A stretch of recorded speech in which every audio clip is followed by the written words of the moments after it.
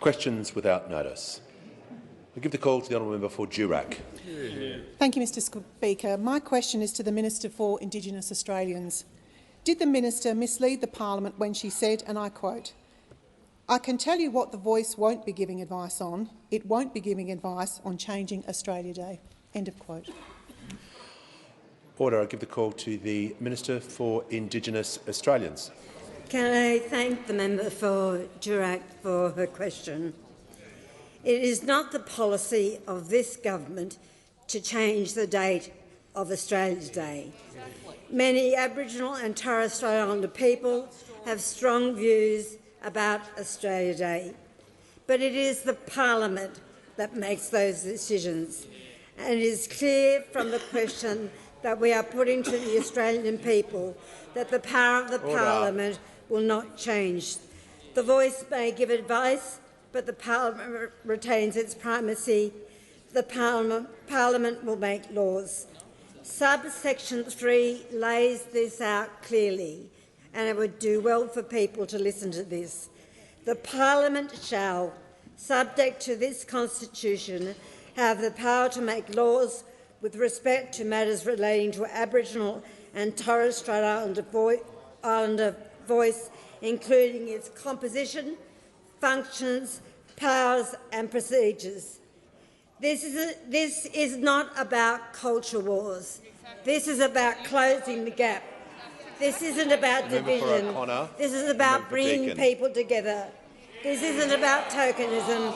It's about making a practical difference. The Minister's concluded her answer. I give the call to the member for Chisholm. Thank you so much, Speaker. My question is to the Prime Minister. What are people in the housing sector saying to the government about the Housing Australia Future Fund, and why has the bill failed to pass? Yeah, good question. Give a call to the Prime Minister. I thank the member for Chisholm for her question, and she was there, of course, in Melbourne on Saturday when we announced a $2 billion additional investment in social housing, new money for new homes. It comes on top of the other initiatives that we have taken.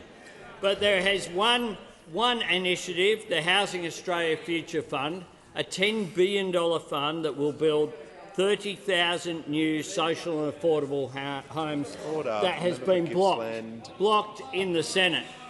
It's supported by housing and homelessness organisations across the board. But the Greens political party have formed an unholy alliance with the coalition to block it in the Senate. A coalition of the unwilling, Mr Speaker. This is what the St Vincent de Paul Society said yesterday.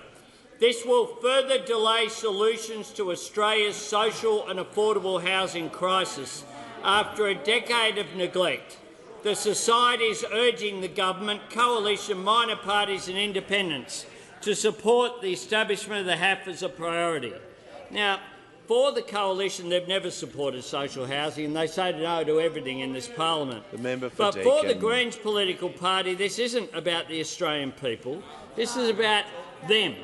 They want the issue, not the outcome. They deal in protests.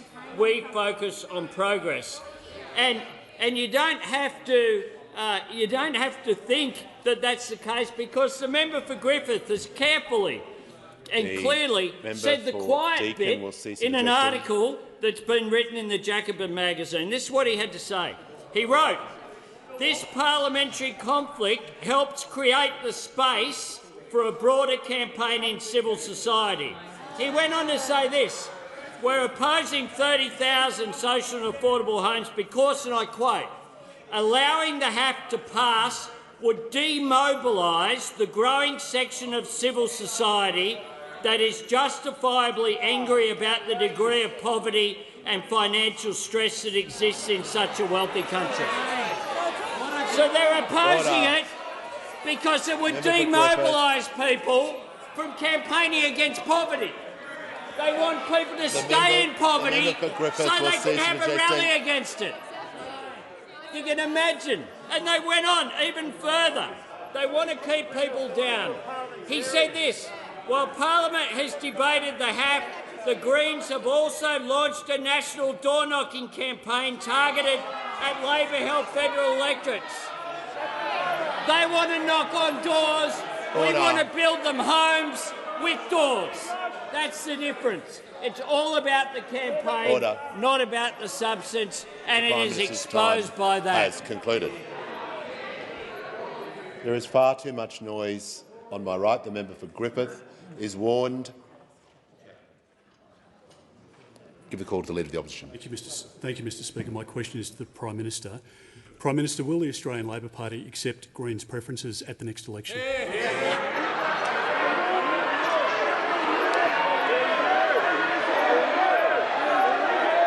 Order. Order. The member for Gellibrand. Order. The House will come to order. Both members on my right and left are very exercised on this topic. Order. Order. There is far too much noise. The member for McEwen. When the House comes to order. Order. The member for Gippsland. It's the second question. It's far too much. Oh. Well, the member for Wannon needs to listen. Order. The Prime Minister has the call. Thanks, Mr Speaker. And I really do thank the Leader of the Opposition for this question. The Leader of the Opposition, who relies upon One Nation preferences, who goes out there and defends Clive Palmer and all these far-right groups asking a question about where preferences go. Bit sensitive, are we, Pete? The Prime Minister will pause. Order. Order. The Minister for Climate Change and Energy is not helping. The member for Fremantle. The Leader of the Opposition on point of order. Thank you, Mr Speaker. Well, again, and to help the House on relevance, the Labor Party also accepts preferences from One Nation and Clive Palmer. That's an abuse of the standing order. Order. The Leader of the Opposition has asked his question. Prime Minister is going to be heard in silence. Often part of a coalition of cookers there in Queensland. They're all there. One Nation, Clive Palmer. One Nation, Clive Order. Prime Minister will pause. Order. Order. Order. The House will come to order. I agree with the Leader of the Opposition on that point. Order. I want to hear. Order. I want to hear from the member. Order. Everyone's got to settle down. I mean it. I want to hear from the member for Fisher. Speaker, the Prime Minister used that unparliamentary term. Yesterday, you asked him to withdraw that term. He should be asked to withdraw it again. Order. I can't hear what the Prime Minister is saying. That's going to assist me greatly if the House will come to order so I can hear. Cannot hear a word that he's saying. Everyone's had their fun. I'm going to call the Prime Minister back to order and to answer the question. Thanks very much, Mr Speaker. Thanks very much. During the... Oh, you've already done it. Order. Order. Resume your seat. Resume your seat. I didn't hear what the Prime Minister had said, and I'm trying to make the point. Resume your seat. I will make decisions if things are unparliamentary or if members find things unparliamentary. Do you find the term that the Prime Minister used unparliamentary? Well, I'm just going to ask the Prime Minister to withdraw and to move on with this. Order. The Prime Minister can withdraw and just to keep moving. I withdraw, and I note that they find it offensive that I mentioned Clive Palmer and One Nation in the association with the Queensland LNP. Order. But they're prepared to back up Clive Palmer in court cases against Mark McGowan's government. And Order. The Leader of the I'm asked, Opposition. Mr Speaker, about political parties. Well, on the weekend there were two party conferences. There was one in Victoria where we're announcing $2 billion for social housing. But there was another political party conference held right here in Canberra, Mr Speaker. At the Federal Liberal Council, it was a different story. They weren't talking about issues. There were no policy initiatives. It's still a policy void opposite. But there was a real treat. There was a 7.5-minute video titled "The Peter Dutton I Know." 7.5 minutes, Mr Speaker, but I assure you it seems like longer. It seems like a full-length feature movie. And in it, what those opposite don't seem to get is that we do know this bloke, and Australians do know this bloke. They know he said no to help with their power bills. They know he said no to secure jobs and better pay. They know he said no to cheaper medicine. They know he said no to jobs and manufacturing. They know he said no to the national apology, and now he's saying no to constitutional recognition of Indigenous Australians. We know that he went forward. We know that he went forward with a budget reply and still hasn't produced any costings for that budget reply. No ideas, no policies, no solutions, just no, no, no to everything. And Australians will reject the negative approach of this negative opposition leader who's taken the word opposition a bit too literally. It is possible for you to support something constructive just once. It's been more than a year. We'll continue to wait.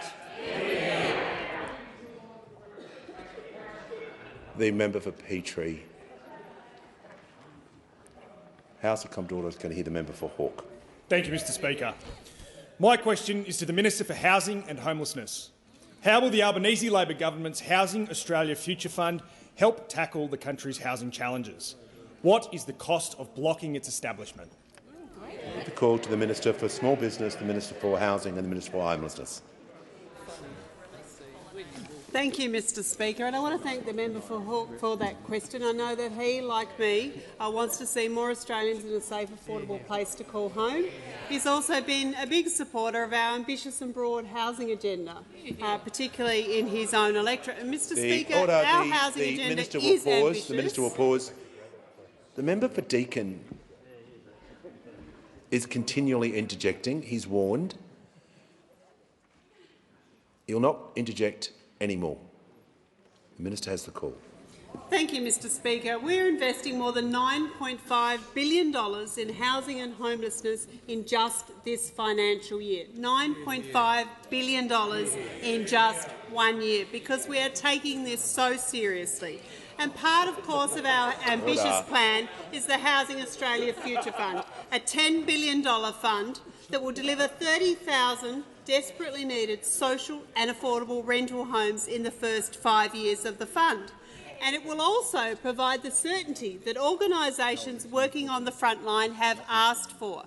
They're in perpetuity, $500 million each and every year, Mr Speaker. And these groups were in Canberra this week. Indeed, they were there on Monday, when the Greens moved a suspension in the Senate to block the Housing Australia Future Fund. And they were supported by the Liberal and National senators, Mr Speaker. But there is a cost to this blocking, Mr Speaker, even though some have been saying there is no cost. Let me be clear. This is from the people who are on the front line. Power Housing Australia, who said the delay until October could mean approvals for 8,000 social and affordable homes would be delayed. Blue Chip, who said his staff had spent the last 18 months preparing 3,000 properties to start construction as soon as the bill had passed. And I quote, "This may not happen now," Mr Speaker. The master builders, who said the opposition and the Greens need to come to the party on this one.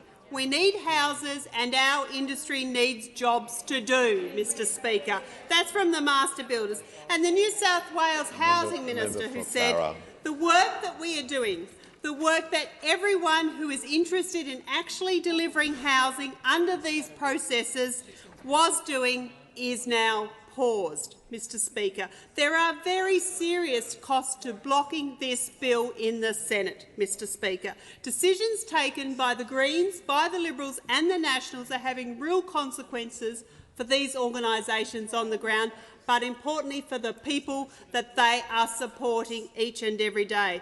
These are people that need homes. Every day of delay past 1 July is $1.3 million that will not be spent on housing. But, Mr Speaker, why they're blocking, we'll get on building.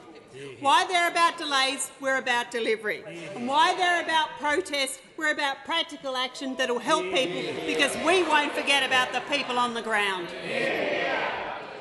Give the call to the member for Clark. Speaker, my question is to the Resources Minister. Minister, these documents contain additional evidence of coal quality fraud by 3 companies regarding Australian exports to South Korea. Now, when I first raised this issue with you last year, the ACCC initially told me it would investigate. But since then, no agency has contacted me. The whistleblower involved struggled to even get a meeting with the ACCC, and only Terracom is being investigated. Minister, is your government trying to cover up these obvious coal crimes? The call to the Minister for Resources and the Minister for Northern Australia. Thank you very much, Mr Speaker. And I thank the member for Clark for his question, and I can assure you this government is not interested in covering up anything at all, least of all accusations such as this. I also want to thank the member for Clark for his advocacy for whistleblowers across Australia, and I admire him for his strong sense of social justice, and I thank him for his tireless work in protecting our nation against corruption and misinformation. My office has engaged with the member on not perhaps the matter you are raising today, but on other matters in relation to alleged misconduct in coal quality testing. I can assure the member I do take these allegations very seriously. I will have to look into the new matters you mentioned in relation that you have raised and your involvement or otherwise, or lack of involvement, as you have said, in relation to the ACCC, and of course I will do that, and my office will undertake to do that straight away. It is a serious matter. The allegations, there are allegations of coal quality testing misconduct, and they are being looked into, and we'll make sure that all of these are looked into as they should properly be. What I would say is that anyone with information on this should go forward to the ACCC. It sounds like from what the member has said that has happened and they might not have had the response they need to have, but I will make sure, and I'll speak with the Treasurer of course, about undertaking to ensure that a response and a fulsome response is given, because it's very serious, and the export of coal is very important to this country's economy, especially to that of the eastern seaboard, and it will continue to be a provider of energy security for our trading partners, and so we do need to have a confidence that the testing of that coal is undertaken in a proper manner. The member for Clark. Speaker, I seek leave to table the documents I refer to in my question. Is leave granted? Mr Speaker, leave's not granted, and I don't know what the legal consequences are of tabling documents of that nature with respect to the investigations, but I think the Minister's answer directs to the other issues that will be dealt with. The call to the member for Aston. Thank you, Speaker. My question is to the Treasurer. How is the Albanese Labor government getting on with the job of building the homes our people and our economy need? And what is blocking further progress? Great question. Give the call to the Treasurer. Thank you, Mr Speaker. Another excellent question from the member for Aston, which gives me the opportunity to add to the answer that the Housing Minister gave a moment ago as well. A defining feature of this PM and his government is to try and bring people together to address the big challenges in our economy and in our society which have been neglected for too long. And not because we expect some kind of unanimity around issues, but because we want to draw on the best pragmatic, problem-solving and collaborative instincts of the Australian people to try and create more opportunities in more communities. And that's the approach that guided the $2 billion social housing accelerator that we announced on the weekend, which will build thousands of new homes for the people who need them the most. And it's the same approach that I'll be taking to a meeting with state and territory treasurers on Friday to advance the housing accord, which brings together governments, investors and industry. This is a really important part, Mr Speaker, of our broad, ambitious housing agenda, but it's not the only part of it. Now, as the Housing Minister said a moment ago, we are investing $9.5 billion in housing in this year alone, our first year in office. And in just 2 budgets, Mr Speaker, in just 2 budgets, we've made room for an extra $6.9 billion to fund more social and affordable housing and the biggest increase in Commonwealth rent assistance in 3 decades. Now, not since the member for Sydney was the Housing Minister have we seen this kind of investment in housing. In her case, about $6 billion, including 21,600 new homes for social housing. I pay tribute to her for that. Now, those investments then and these investments now show how serious we are about working with the sector and working with the states to build more homes for the people who need them in our communities. Now, unlike the Liberals and the Nationals, Mr Speaker, who always say no to more social housing, and unlike the Greens who say yeah but nah, they say they believe in social housing, they're just not prepared to vote for it when it really matters. They say they want more social housing and they go into the Senate and they vote against more social housing. Now, this government, Mr Speaker, and our budgets, they aren't just defined by our Labor values, they're defined by Australian values, working together to get things done for each other, putting pragmatism and problem-solving ahead of posturing and product differentiation, not just issuing pithy press releases, but running this country and our economy in the interests of the people and communities who send us here to work for them. And what the Liberals and Nationals and the Greens have shown in the last week in the Senate in particular is that they have no idea what that means and no idea why that matters. Give the call to the Honourable the Deputy Leader of the Opposition. My question is to the Minister for Indigenous Australians. Would the Voice have the power to advise the government to abolish Australia Day?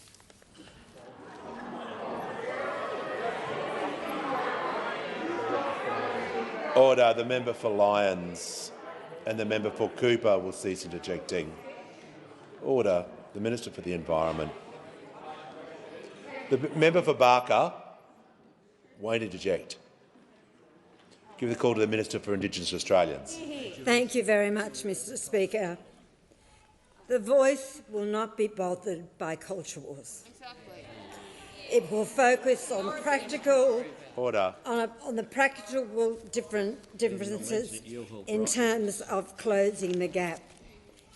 It will, as the second reading speech of the Attorney-General made clear, it will focus on matters specific to Aboriginal and Torres Strait Islander people or matters that affect Aboriginal and Torres Strait Islander people differently. And the key word there is differently. The word differently talks about things like the 10-year gap in life expectancy. It talks about the chance that our young people are more incarcerated than possibly going to university. It talks about infant and maternal mortality. It talks about children born at lower birth weights, higher rates of family violence, lower rates of finishing school and higher rates of unemployment, overcrowding in houses. It will not be involved in culture wars. Has the Minister concluded her answer?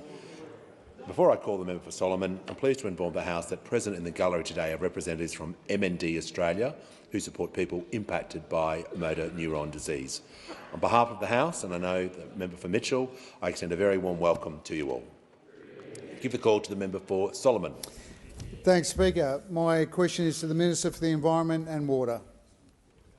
How is the Albanese Labor government protecting Australia's threatened species while also easing housing pressures at the same time? And are there any obstacles to these efforts? Give the call to the Minister for the Environment and Water. Thanks very much, Mr Speaker, and I want to thank the member for Solomon. He is such a great local member because he's all over the environmental issues in his seat, but he also supports the building of much-needed extra housing. Mr Speaker, last week I made an announcement about a housing estate in Darwin. This was a project that began a few years ago in 2019, but recently there were some rare birds found on the site, the Gouldian finches, absolutely beautiful birds. And so, Mr Speaker, I paused that project, I paused the construction on that project to make sure that we could protect those birds, and that's what we've done. The birds are present around a dam on the site. We've protected the dam, we've protected a 50-metre buffer around the dam. we're getting rid of the gamba grass, which is a terrible invasive species in the Northern Territory, replacing it with native grasses for the birds to nest in and feed in. We've also protected a stretch along the coast where we've got migratory shorebirds. We're stopping people walking through their nesting areas as they were previously doing. All in all, we'll add 34 hectares of nature reserve to this area, which is about 18 SCGs. At the same time as protecting the birds, we'll see 800 new homes built, a new school, a new childcare centre, new community facilities, a new bike path. And I'll tell you what, in a city with a 1% rental vacancy rates, where and the Northern Territory, where 1 in every 20 people are homeless, this much-needed housing will make a real contribution. The Deputy Leader of the Opposition's interjecting again. I know it's not Gold Coast housing, but Darwin housing is important too. Now, I'll tell you, Mr Speaker, who is opposed to this. I'll tell you who's opposed to it. The Greens political party are opposed to it. At least they are consistent. They're opposed to defence housing in Darwin. They're opposed to social housing in Sydney and in Melbourne. They're opposed to a $10 billion fund to build more social housing, 30,000 new homes. Doesn't matter who the housing's for, whether it's women and children escaping domestic violence, whether it's veterans, whether it's defence personnel, whether it's private renters, whether it's public housing. If it's got 4 walls and a roof and a front door, they're agin it. I'll tell you what, Mr Speaker, the difference is we on this side know that we need extra housing, we need to put roofs over the heads of Australians, and we can better protect the environment at the same time. Give the call to the member for Flinders. My question is for the Minister for Indigenous Australians. Can the minister name an issue that affects non-Indigenous Australians that does not affect Indigenous Australians? Order.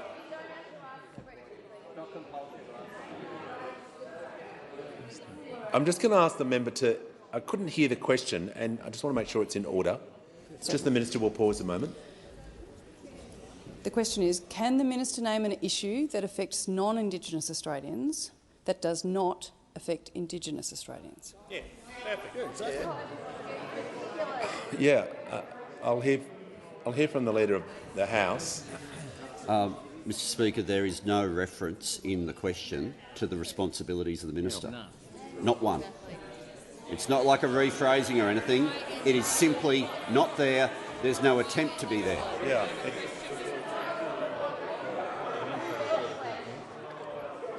Yeah, it would assist the House if the question could reflect on a policy or an issue is so broad. I'm just going to hear from the Manager of Opposition Business. Well, Mr Speaker, with respect, I don't think there can be any doubt that this question refers to The Voice, which is the subject that this parliament has been engaged with over repeated days, and we have heard this minister assert this point on a number of occasions. Well, the question didn't contain the word The Voice. But order. We can find a way through this. Order. I'll hear from the Leader of the House. Mr Speaker, the question, with respect to what the Manager of Opposition Business just said, questions are in order or out of order based on the words of the question, not based on the vibe in the mind of the manager of opposition business. Order. Order. The Minister for Social Services will cease interjecting. Members on my left will cease interjecting. Order. The Minister for Industry is not helping. The Minister for Industry will cease interjecting immediately. The Leader of the Opposition. Well, Mr Speaker, I'm very happy to make a contribution following on from the Leader of the House's contribution, but I presume surely that you're in a position to rule this question in order. There is no ambiguity whatsoever about the question being in order. It is within the scope of the minister's portfolio, with or without reference to the voice, and it cannot be ruled out of order on any basis relating to the wording of the question. Rubbish. Order. Order. The question was regarding an issue that affects non-Indigenous Australians that does not affect Indigenous Australians. So I'm going to allow the question, but order, it is by any definition a very broad question, and I give the Minister for Indigenous Australians the call. Thank you, Mr Speaker. The member for Lingiari is warned. As I have said already, the voice will not be required to make a representation on every law, policy and program. The Attorney-General made clear that matters relating to Aboriginal and Torres Strait Islander people means matters specific to Aboriginal and Torres Strait Islander people, or matters which affect Aboriginal and Torres Strait Islander people differently. Just look at the bottom score of every social rung of every social ladder in this country, and you might figure that out. Order. Give the call. The Minister for Skills will cease interjecting. Give the call to the member for Blair. Thank you, Speaker. My question is to the Deputy Prime Minister. How is the Albanese Labor government delivering on this Defence Strategic Review for Northern Australia and cleaning up the mess of the last decade left by the former government? Give the call to the Deputy Prime Minister and Minister for Defence. Well, can I thank the member for his question and acknowledge his ongoing interest in the defence of Australia. Today, there are almost 2,000 US Marines in Darwin operating alongside our troops as part of the 12th Marine rotation, which commenced with a decision of the Gillard government back in 2011. And this activity represents an increased focus on the part of our Defence Force on our nation's north, as is the $3.8 billion commitment over the next 4 years by the Albanese government to increase the utility of our northern bases for our Defence Force. This represents one of the 6 key priorities that the government is focused on in response to the Defence Strategic Review. And it comes after a decade of inaction from the former government when it came to our northern bases. It was the 2012 Force Posture Review which said how important our northern bases are to our nation's defence, and this was reaffirmed in the 2013 Defence White Paper. But in the decade which ensued, when those opposite were governing our country, the Defence Strategic Review found precious little was done to increase the capability of our northern bases. But the failure of those opposite to act on our northern bases really shouldn't come as much of a surprise, because the Defence Strategic Review also found that the former coalition government effectively cut billions of dollars from the defence budget. In their last 5 years in government, $20 billion worth of effective defence cuts, including billions of dollars stripped out of our Defence Force through a single strategic reserve adjustment. Now, the former government's effective cuts to defence, their failure to invest in our northern bases, the capability gap that they opened up in respect of our submarines as a result of a decade of indecision, together represents a monumental failure on their part in respect of the defence of the Australian people. And that could not have come at a worse time for our country, as Australia faces the most complex and threatening strategic circumstances that we've had since the end of the Second World War. Well, Mr Speaker, all of that is now changing. Under the Albanese government, we are bringing the defence budget back into order. We are focusing our resources where defence needs it the most, based on a new posture which includes focusing on our northern bases. These are serious decisions being made by a serious government committed to keeping Australians safe. Give the call to the honourable member for Cowper. My question is to the Minister for Indigenous Australians. The Voice Referendum Working Group member and Yes23 Director Thomas Mayo has stated, "We keep going. We maintain this momentum until we change the system, until we tear down the institutions." On what basis did the minister appoint Mr Mayo to the Referendum Working Group? Order. Order. Members on my right. Give the call to the Minister for Indigenous Australians.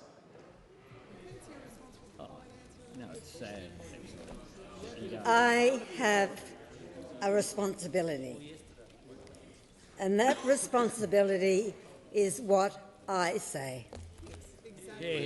Give the call to the order. Give the call to the member for Adelaide. Thank you, Mr Speaker. Mr Speaker, my question is to the Minister for Industry and Science. How is the Albanese Labor government changing previous approaches to revitalise manufacturing, sharpen Australia's technology edge and deliver skilled, high-paid jobs? I give the call to the Minister for Industry and Science. You're all weak. Thanks, Speaker.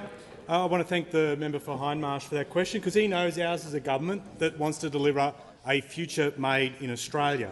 Our people possess in spades the know-how to get stuff done in tough circumstances, and they can show the rest of the world how to get that done too. And I was reminded of that potential this week, meeting the cohort of students that are off to compete in the International Science Olympiad, the others that are about to get involved or have been involved in the National Youth STEM Summit, as well as the first ever intake of Indigenous science grads at the CSIRO that the member for Canberra and I visited today at Black Mountain.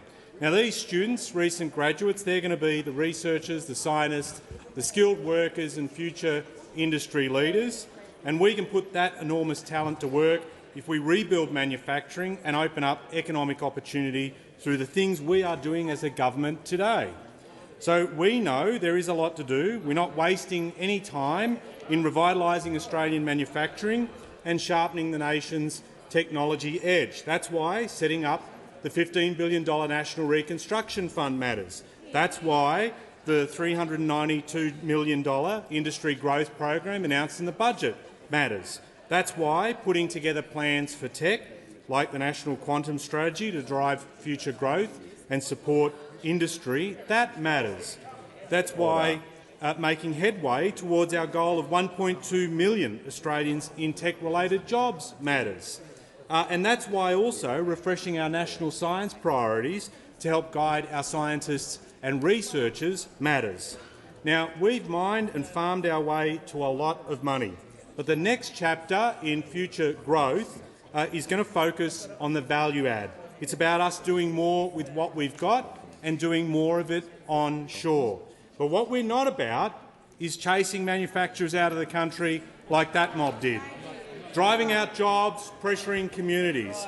It's not about putting together suddenly a manufacturing grants program that gets spent in the weeks leading into an election like the Liberal and National parties did.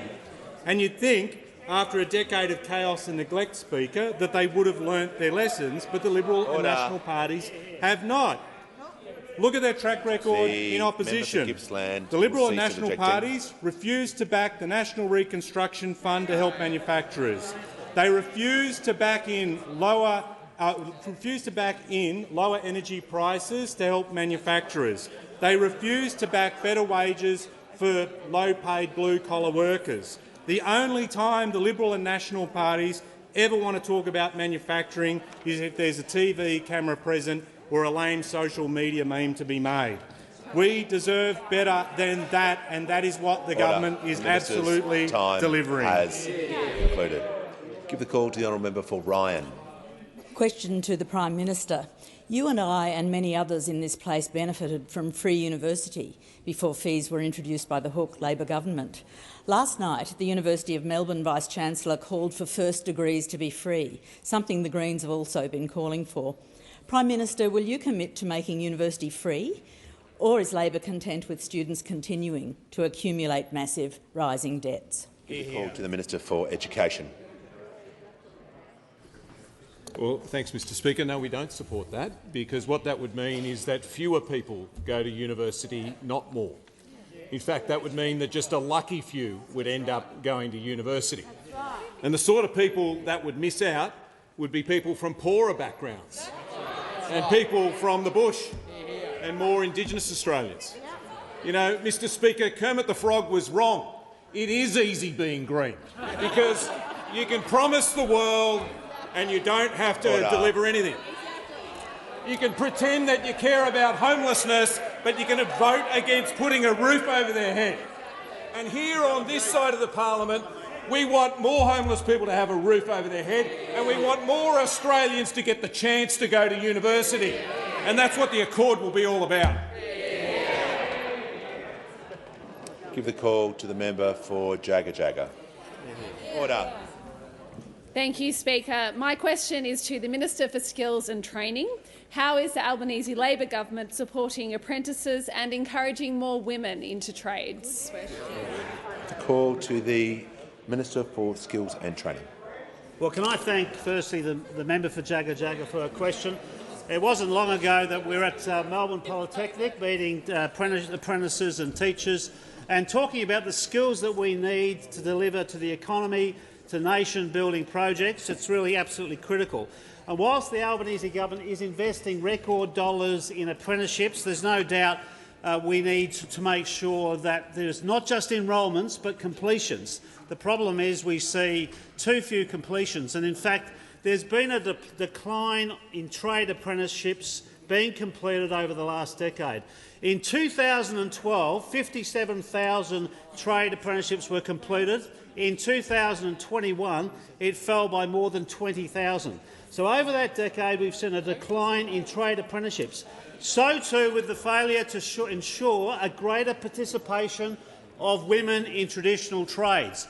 At 8%, when we compare ourselves with countries often that we do compare ourselves against, 8% is a very low number for women in traditional trades. We must do much better than that. Now, the Albanese government, of course, has introduced the Australian Skills Guarantee that ensures that on Commonwealth-funded projects we have at least 1 in every 10 workers being an apprentice, but we've also now set goals to double the proportion of women in Commonwealth-funding projects as well. That's projects over $10 million, because we need to see a greater level of participation. Now, even though there are too few women in traditional trades, I recently was in the member for Cooper's electorate, the Assistant Minister for Health, with the Assistant Minister. We were at Freedon, a company that employs female electrician apprentices, and we spoke to Georgia, and she said to us that she was very happy to be an electrician, secure work, great pay, and she wanted to ensure that women followed her, and she said, just back yourself. Well, that's a fantastic sentiment. Back yourself, but the Albanese government will back you too, with non-financial and financial support to ensure that women complete apprenticeships in the traditional trades, and indeed will ensure it by removing cost barriers. And the fee-free TAFE proposal, the initiative that we've set in train now for a year, has ensured that we've removed cost barriers for women apprentices to go into building and construction, for example, which is absolutely vital, and indeed we continue to see more of that. And so well done, Georgia, for really sending that message out, because what a role model she is and others are. But industry must also lead. I mean, what sort of business model in 2023 is that we hive off half the working population in terms of who should be applying for certain jobs. That is not a good approach by industry. We need to ensure that women have opportunities in what have been male-dominated occupations. Called the honourable member for Capricornia. Thank you, Mr Speaker. My question is to the Minister for Indigenous Australians. Minister, would The Voice have the power to provide advice to the government on any program within the budget? Give the call to the Minister for Indigenous Australians. Order. Thank you, Mr Speaker, and can I thank the member for her question. I have made the point repeatedly this week that The Voice has no power of veto, so the answer to your question is obvious. I am not sure what the opposition is missing. This is a practical and simple proposition. This is about making practical change to the lives of First Nations people in this country, and it is also about uniting this country and recognising 65,000 years of history. There is 10 design principles, and that is the end of my answer. Order. Members on my left. The order, when the House comes to order, members on my left, and the Minister for Childcare will cease dejecting, so I can hear from the member for Bennelong. Thank you, Speaker. My question is to the Prime Minister. How will constitutional recognition of Aboriginal and Torres Strait Islander people through A Voice improve the lives of Aboriginal and Torres Strait Islander people, and why is it important that people avoid false campaigns designed to create fear? Order. Order. The question was heard in silence. The Prime Minister will be heard in silence. I thank the member for his question. Let's cut to the essence of what is within our reach. Two things. Constitutional recognition of the fact that this continent that we share with the oldest continuous culture on earth that's been here for 65,000 years. And the form of that constitutional recognition that they have asked for through a First Nations Constitutional Convention held at Uluru in 2017 is through A Voice. The Voice will give us the best practical means that we have ever had to close the gap between Indigenous and non-Indigenous Australians. And Australians get it, because Australians value fairness above politics. Australians value solutions above games. And Australians have the sense to look past the fear-mongering of some. Earlier this year, the Leader of the Opposition apologised for boycotting the apology to the stolen generations. And yet what we've had is a return to the same playbook. In January 2008, the Leader of the Opposition said this: "I think the Australian people deserve to know the full details of the implications of this policy, including the financial ones. It would beg a belief that they would be contemplating an apology that could open the government up to serious damage claims without knowing what those claims would be. At a time when there are stresses on the economy, we need to know fully the impact of all government decisions." He predicted $10 billion in compensation claims if the apology were made. It was nonsense then, and it's nonsense now. The apology was an important step in Australia's journey of healing and reconciliation. And I urge everyone to return to the words that came to us from the very centre of the continent and the Uluru Statement. We invite you to walk with us in a movement of the Australian people for a better future. I urge people to look at the words that are being put forward that make it clear the primacy of the parliament. I urge people to have a look at the second reading speech of the Attorney-General that has legal consequences, speaking about matters that affect Indigenous Australians differently. And I urge people as well, those opposite, to listen to the words of the person that this Leader of the Opposition appointed as Shadow Attorney-General. The Voice is advisory. It won't be Moses handing down the tablets from the mountain. The parliament will still be the democratic centre of our national life, the parliament will still be supreme Order. in matter of policy and law. The member for Barara continues to be a powerful advocate for the constitutional change. I say to all Australians, parliaments pass laws, but it's people that make history, and we have an opportunity to advance reconciliation in the last quarter of this year. I sincerely hope and call for Australians to vote yes. Concluded. Give the call to the member for Kennedy. PM, could you confirm that house prices in Brisbane and Sydney exceed 800,000? And since only 1 million people live outside the 70-kilometre east coast, Perth and Victoria, who'd miss Victoria? PM, if migration is halved and your housing authority buys or designates 14,000 one-hectare housing blocks, Charterstone Housing, Marie Barathenon, and if the authority overrides what the Reserve Bank describes as insurmountable building, planning, zoning impositions, won't we get house and land packages in Paradise for under 280,000? There was a question at the front end of the question, sort of. Give the call to the Prime Minister. I thank the member for Kennedy for his question. I thank him for his ongoing interest in delivering more homes for people who live in regional Queensland. I note he will be chairing for Queensland tonight, and I note also that this is one of the 3 nights of the year where the member for Kennedy and I might have some differences there. But I also thank the member for his support of the Housing Australia Future Fund. And he's quite right. One of the things that we need to have a look at is decentralisation in this country. And there is enormous potential for growth in places like the Paradise that the member for Kennedy has shown me around over the years, whether it's Curry, Mount Isa that I'll visit with the member for Kennedy in a couple of months' time, whether it be Julia Creek, whether it be the other wonderful parts of the member for Kennedy's electorate.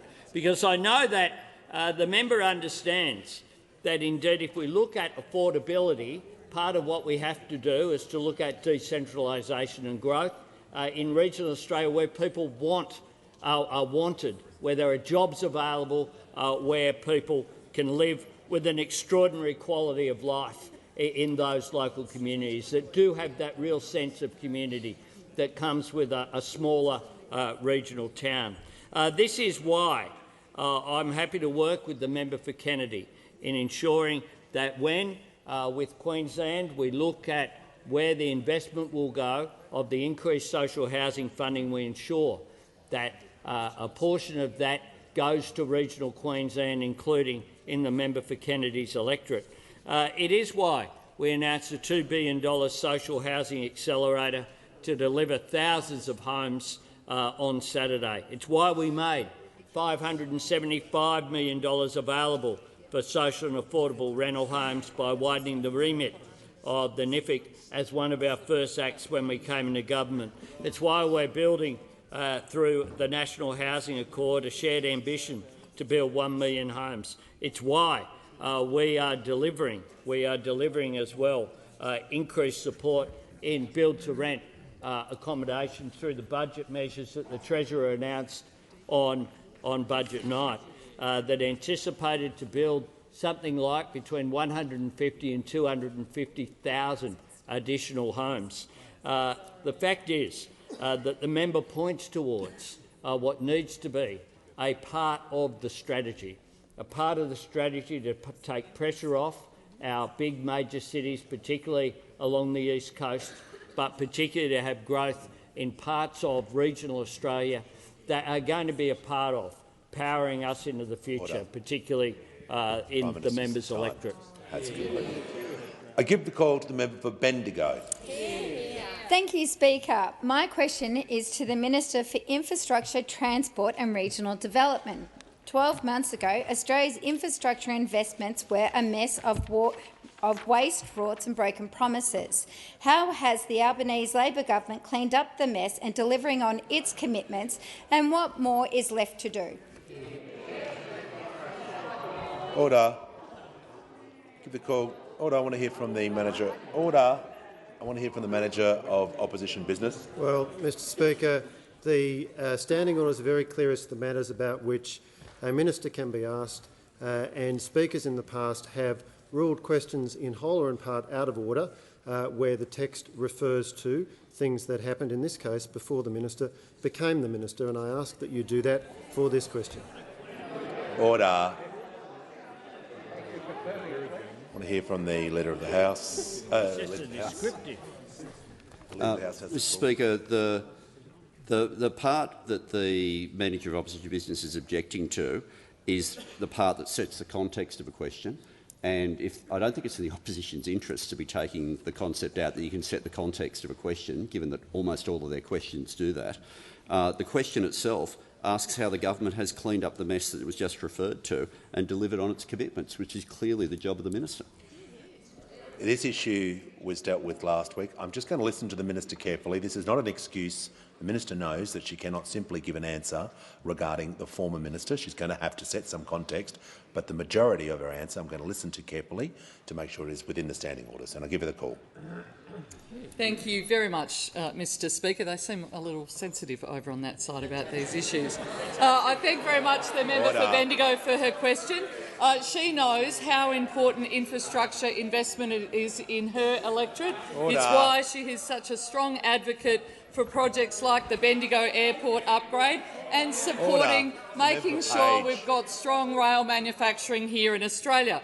Well, of course, just over 12 months ago, our government inherited an infrastructure investment portfolio that was chock full of waste, of rorts and undelivered promises. Under those opposite, Australians suffered through a wasted decade that saw many communities miss out on investments that they needed. Over the last 12 months, we've had a lot of work to do to repair this. The damage, repair that damage and put Australian infrastructure back on a sustainable footing. And I'm very happy to report that that job is well underway. We're getting inland rail back on track. The first deal for flights to operate out of Western Sydney International Airport have been secured, with the airport having a milestone recently that the Prime Minister and I visited of the airport itself is 50% complete. We've created new trusted and fair grants program for every community, from the city to the bush. We're returning Infrastructure Australia to its rightful role as the Commonwealth's expert infrastructure advisor. We're delivering an aviation white paper. We're partnering with Queensland to deliver the Brisbane Olympics. And we're working with the states and territories to clean up the infrastructure investment pipeline. We've established the High Speed Rail Authority, focusing first on the detailed case from Newcastle to Sydney. We're investing in the Cairns Marine Precinct. We're building the Rocky Ring Road, and we're getting on with projects all along the Bruce Highway. We're listening to local communities and particularly bringing the Australian Council of Local Governments back here to Canberra, and importantly investing a further $250 million to fix our local roads. We're investing $2.2 billion in the Suburban Rail Loop East. We're creating a maritime strategic fleet, introducing Australia's first fuel efficiency standard. We're revitalising the Muswellbrook Town Centre, which will be opening very soon. We're sealing the Tanami in Western Australia and in the Northern Territory, and we're building a metro line to Western Sydney. Working together, we have done an awful lot, but the thing is, with infrastructure investment, that job is never done. There's always another road to build, another rail line to upgrade, another job-creating, opportunity-raising project to invest in. Working cooperatively with our partners in the states and territories with a revitalised Infrastructure Australia, we're going to keep investing in those projects all around the nation to deliver a better future for all Australians. Give the call to the member for Barker. Thank you, Mr Speaker. Mr Speaker, my question is to the Minister for Indigenous Australians. Minister, where in the wording proposed to create a new chapter in the Constitution is the voice restricted from offering advice to the government and the executive on any issue it chooses? Give the call to the Minister for Indigenous Australians. The member for Spence is warned. The member for Barker has asked his question. He won't interject during this answer. And the Minister for Social Services and the Minister for the Environment are getting very close to being warned. The Minister for Indigenous Australians has the call. Thank you, Mr Speaker. And can I thank the member for Barker for his question. And I'm sorry that it appears that you aren't able to read the very simple instructions for what this is about. Clause 3 makes very clear.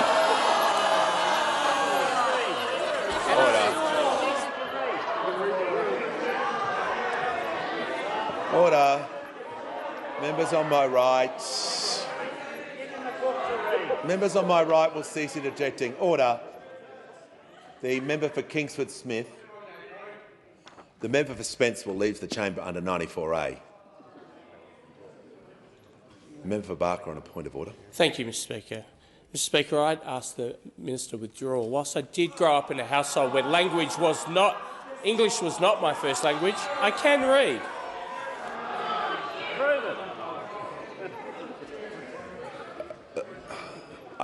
I'll just ask the minister if she can assist the House. Very happy to assist the House, and I withdraw that comment. I have said on at least 5 or 6 occasions this week what the Voice is responsible for and what the second reading speech of the Attorney-General said, particularly in relation to matters that affect Indigenous people differently. I think it is patently clear. But let me say this to the member for Barker. I have been to communities that are crying out for a different way of doing things. I have been to communities where there are 30 people living in 2-bedroom homes. I have been to communities where babies are drinking sweet cordial. I can't hear the minister. If the deputy interjects, she will be warned. I have been to communities where babies are drinking sweet cordial instead of water because it's cheaper. I have been to communities where you cannot get in and out because of the road conditions. I have taken a friend who died at 43 of end-of-life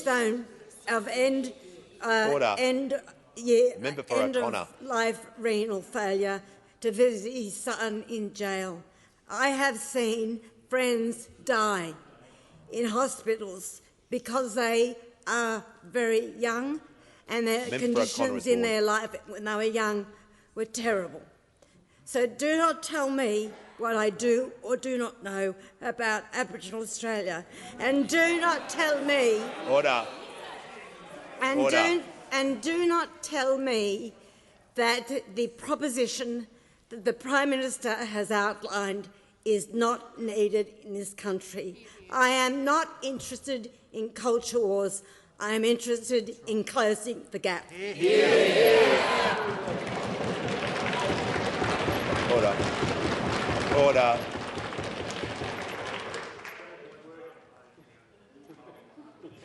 The call to the member for Hunter.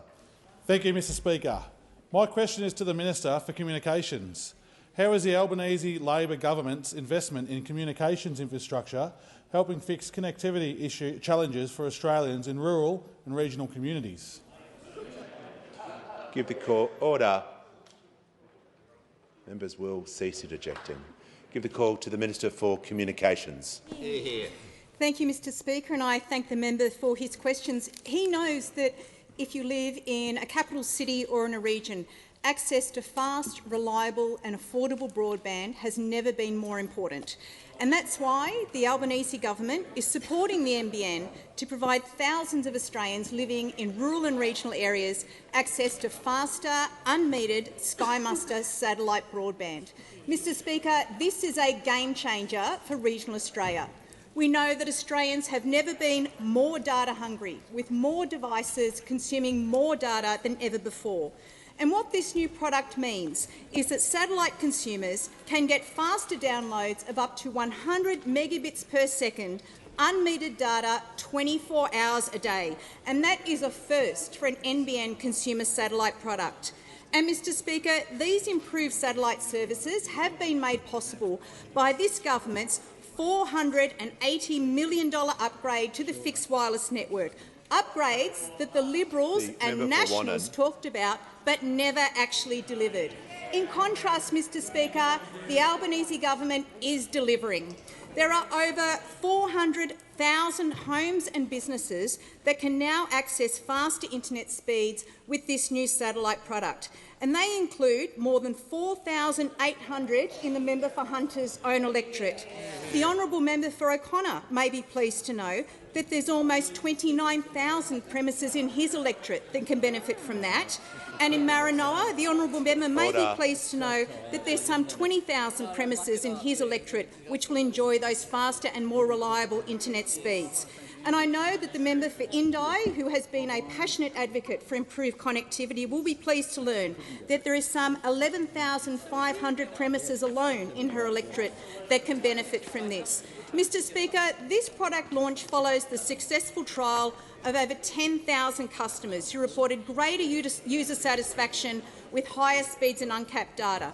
And what it does, Mr Speaker, is that it complements the commitments that we made in the October budget to deliver $1.1 billion for rural and regional communications infrastructure.